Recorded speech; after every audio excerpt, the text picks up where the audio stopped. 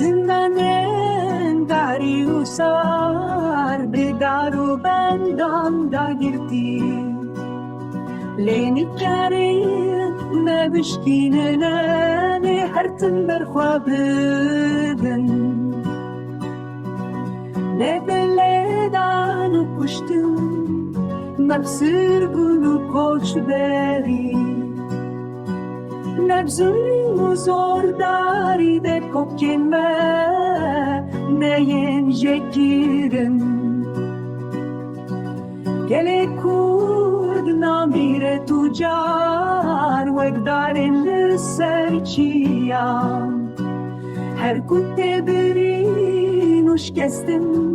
dîsa şîn tê ji nû ve eva xwarê me yekem bixwîna şehîdan hatiye avdan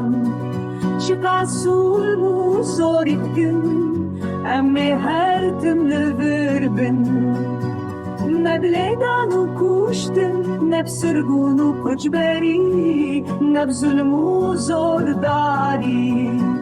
dê kokên me neyên jêkin gelê Kurd namîre tûcar wek darên ser çiyan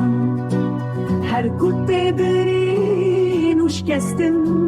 dîsa şîn tê ji nû ve her ku tê birîn û şikestin dîsa şîn tê ji